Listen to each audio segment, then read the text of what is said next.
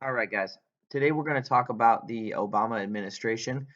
Barack Obama was elected. He becomes the first African American president of the United States of America. And the election in 2008 is when he's going to actually run. And he's going to run with his running mate, his vice president is going to be Joe Biden. Right? And he's going to run on this platform. Remember that the Great Recession has basically kind of just kick-started at the end of Bush's presidency. And so now Obama coming into office is going to have to basically fix that. So his big campaign is about how he's going to fix the economy. He promises to end the Great Recession, and he also wants to change the policies that were there that caused the Great Recession to happen. So he wants to fix the policies as well. He also wants to solve the problem of high cost of healthcare, which is something that, if you remember, we talked about with Clinton back in 1993, right? He wanted to fix the price of healthcare. So did George W. Bush. So Obama is going to really go hard on this one here, and we'll talk more about what he does to do that later on. He also wants to limit the U.S. dependence on foreign oil. So the fact that we're not really getting much of our oil resources from home, we were actually getting a lot more from other places. He wants to change that so that we don't have to depend on other countries as much. And so that means that we're going to drill some oil here in America, but then also find new ways to create energy. So he's going to really push the idea for new types of innovative energies, such as, let's say, um, hydrofracking, or like gas, as well as wind power, right, and solar.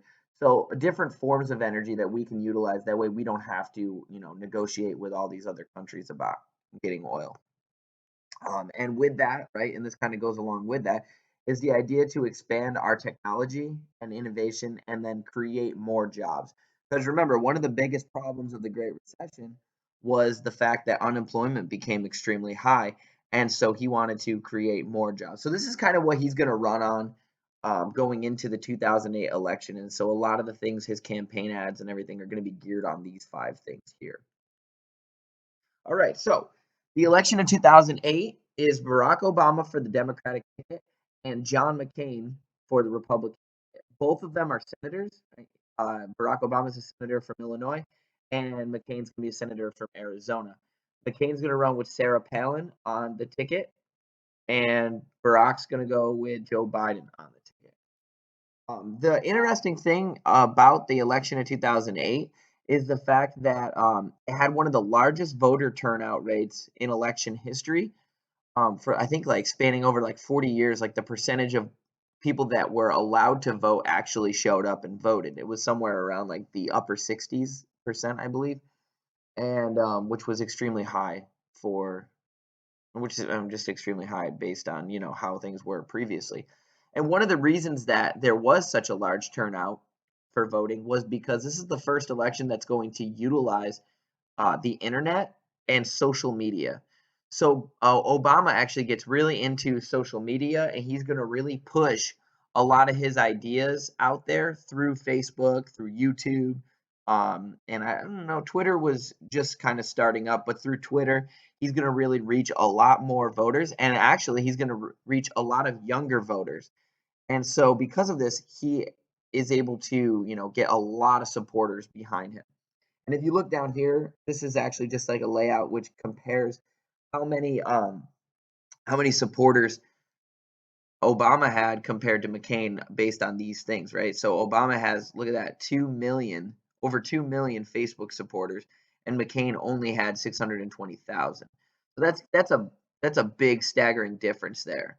So again, this is where Obama was able to reach more people through the use of social media, right? Over here, Flickr, you see all these, right up there. So you can make the comparisons and you can see the big differences there. So when we look, it's not really surprising that the electoral college votes go to 365 in favor of Obama and 173 in favor of John McCain. So it's actually a very large margin of victory that Obama has over McCain for this election. All right, so once he gets into office, we're going to look at a lot of the domestic policies. Remember, domestic meaning like the home, like what are we doing here in our own country? And so he's gonna do a lot of things as far as domestic policies go. The first thing he's gonna do is what he promised to do, right? He's gonna tackle the Great Recession, so he's gonna bring an end to that. And his way of doing that is going to be the American Recovery and Reinvestment Act of 2009. The goal of this was to save existing jobs, so the jobs that were already there, but then create new jobs, right? And through new technologies and innovations, he's going to create new jobs. Um, he also wants to raise investment in health and education, as well as the infrastructure of our country, and again with renewable energy. So these are the things that kind of go along with the American Recovery and Reinvestment Act. And if you look over here by the pie chart, you can see a lot of the things he kind of goes after is saving people a lot of money as far as the middle class. There's a huge tax relief for individuals. 30% of the bill is going to go to here, right? And when this up here says stimulus legislation, it just means that there is a large amount of government money that's going to go towards this particular program. And I want to say it was somewhere around $800 million, I believe, over the course of like 9 years. So again here, and you notice that some of the things that are taken out of this is going to be like scientific research, right? Housing. There's a lot smaller portion goes here as it does with tax relief for people, healthcare, education, right? So these are the big things we're going to look at because we're looking at the economy, right? All right. A year later, he's going to release another act called the Tax Relief, Unemployment Insurance Reauthorization, and the Job Creation Act of 2010. This is all one bill, but it's mixed together with a lot of different things that it's going to do. So, one, it's going to extend tax cuts for families and middle class Americans. Basically, people with children were able to get more tax cuts and tax breaks from at the end of the year from the government, and so this really helped out families with many kids. It also helped out a lot of middle class Americans that were making, lower wages. Over here, it's going to extend the unemployment benefits. Right? This is something that was already enacted during the Bush administration, but he's going to continue it and sign on for extending it outwards. And so this just gives more benefits to people of unemployment because remember, at the end of the Great Recession, a lot of people were unemployed. And then the last thing is going to be a bill that's going to create jobs. And so this pushes money into the private sector and creates more jobs for people. And you could look over here at this is based on the tax cuts, right? So these are people who were lifted out of poverty. So 10.6 million were lifted out of poverty, right? And 17.5 million were made less poor. And then you look over here and it's the same thing. These are children. All right. The big thing, probably one of the biggest things that Obama administration is going to do is going to be reforming the healthcare system. So he calls for Congress to pass legislation, like pass a bill that's going to reform healthcare for the United States in a way that we have never really seen before. He wants to take healthcare and make basically a government version of healthcare that people can have that would be more affordable to them. But with that, there's going to be a lot of other things that he's going to add in, and we'll talk about that. So in order to do that, he passes a bill called the Patient Protection and Affordable Care Act, right? And a lot of people know this as Obamacare. Right? That's what the nickname for this whole thing is. And what this did was it made a goal that was going to make healthcare a lot more affordable to people who had lower incomes and also people with pre-existing health conditions. And pre-existing health conditions just meant that like if you had cancer and then you tried to get health insurance, let's say maybe a lot of health insurance companies wouldn't take you on because they're worried, that it might be more expensive. They'll have to pay a lot of bills for you, over time. They'll spend a lot of money on you. And so they could actually deny you before. So what Obamacare did was say that this was no longer a thing. Like they could not deny you because you had a pre-existing health condition. And in order to do that, to make healthcare more affordable to people, they created a mandate that said that pretty much every single American had to have healthcare. So if you could afford healthcare, you had to get healthcare. And so this kind of made a lot of some people it made some people mad about this because it forced them to, and they said that, well, that's against my rights. But what it did was, because so many people now have healthcare, companies don't have to charge as much money for people to have healthcare. So that was the idea, that the more people have, the more money's going into healthcare, right? The less money that, they're losing by paying for people that have, pre-existing health conditions. But one of the biggest differences, the biggest changes of this whole bill is going to be that for the first time, the government actually created its own healthcare option for people with low income. So now, if you could not afford healthcare through, like, let's say, a private company, right, which you could do, you could go get your healthcare from any private company that you wanted to. You did not have to have the government version of it. But if you could not afford it, right, if you didn't meet a certain, like, number of, or like a certain wage, right, or full income every year, then you were eligible for this government funded healthcare.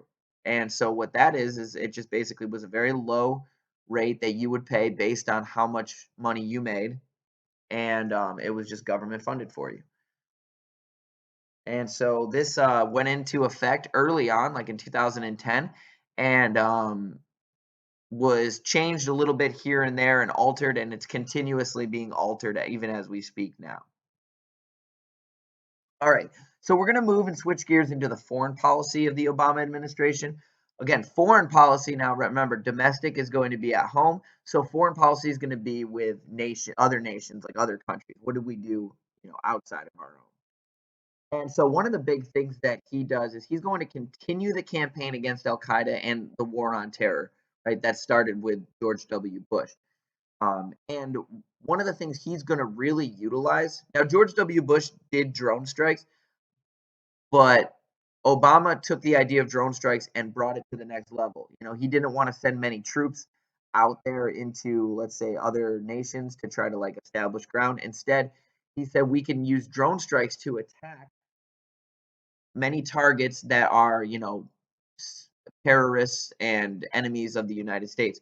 So we're going to use drone strikes where nobody's in these things, right? Someone flies it from another area and they fly it through and then shoot a missile at, a target that they're trying to hit. Some of the downsides of this is sometimes when they do this, there might be other people that are nearby that are injured or, killed by these things. But if you look here on the graph, you notice, like, the rise of drone strikes, and they're actually the highest in 2010, and then they start to come down as we get through.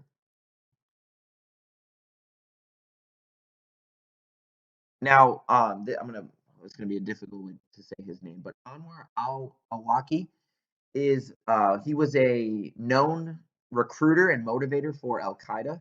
He had many ties to certain terrorist attacks that were waged on the United States, and was suspected to have ties to the 9/11 attacks. Now, the interesting thing about him is that when he was born, he was actually born in the United States. He lived here until he was about 7. Then he moved back to Yemen, which is over here next to Saudi Arabia and the Arabian Gulf, or the Arabian Peninsula here. And he lives here for a number of years, comes back to the United States for college, but then goes back to Yemen. So he kind of goes back and forth. But he ends up getting involved with the Al Qaeda, and so he becomes kind of influential in, like, recruiting a lot of people into Al Qaeda, and becomes a big enemy of the United States. So he's actually hit by a drone strike on September 30th, 2011. And the reason we talk about him is because he's actually the first U.S. citizen to have been hit by a U.S. drone strike.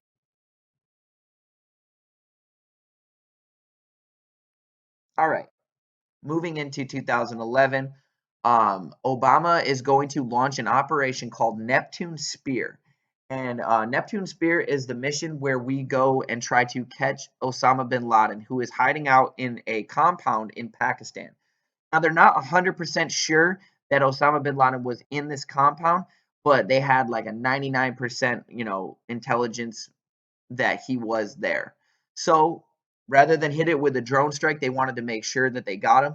They send in SEAL Team 6, which is a special forces unit, and they work with the CIA, and they go in and they laid this raid on the compound in the middle of the night, and they find Osama bin Laden and they shoot him twice and kill him, and they extract him out of there. And so this is actually the mission that is when Osama bin Laden is found, captured, and killed.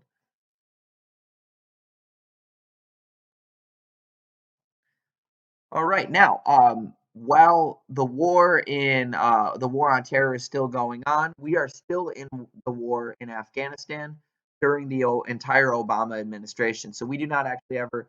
This war has still, to this day, right now, in 2020, is still going on, although it's becoming very close to possibly being over soon. But during the Obama administration, the war in Afghanistan actually increases. So in 2009, he is going to increase the amount of troops, and you'll notice that like the graph over here shows the increase of U.S. troops in Afghanistan. And we're going to be over there still trying to maintain order in Afghanistan and set up a democracy there. So the Taliban is resisting, and this becomes a long, drawn out war that, like I said, we are currently still working on to this day. But by around 2016, we start to decrease. Well, actually, it starts to decrease a lot here. But by 2016, the idea was to have fully withdrawn out of Afghanistan. But we still leave 8,400 troops there because we want to make sure that we maintain the ground that we had gained there and set up an embassy and some bases while we're there. All right, in 2011, we're going to withdraw our U.S. troops from Iraq. So, Bush actually, before he leaves office, sets up a plan to to take all the troops out of Iraq by 2011 or 2012, and Obama pledges to, honor that and get them out of there. So they do actually. The last troops leave on December 2011. Now, I know what a lot of you guys are thinking, but we're still in Iraq, so then what does that mean? How did they leave? Well, the first war in Iraq was over. We had set up a democracy. We set it up so the Iraqi people could handle their own business there, shook hands and left. But shortly after we leave, and most of you can know this because it's still in a lot of the news right now, but not as much. Um, of a group called ISIS, right? So ISIS or ISIL, which is the group that is specifically in Iraq, are going to come back, or not come back, but going to kind of like gain a lot of influence within Iraq and start to take over the country of Iraq. So in 2014, we see this as a giant threat to the democracy and to the U.S. And we are asked by the Iraqi people to come back to the United States, or the Iraqi government. And so in 2014, we go back into Iraq with some of our troops, but this time we're not the only troops going into Iraq. This time we go in as a coalition, and a coalition is really just like a group of countries. And there is like 30 other countries that are going to be involved in this. Some of the big ones that go with us are the UK, Australia, France, Canada, Belgium. I believe Poland is involved. So a lot of the countries that are part of NATO go into Iraq with us on this one to try to get rid of ISIS, because ISIS or ISIL becomes a threat to a lot of democracies, not just the United States, but a lot of countries around the world. And so we go into there to kind of eliminate these threats. And then that kind of ends that. All right. Well, thanks for listening, guys. You guys can take your quiz now. If you have any other questions, just post them. Let me know. Take care.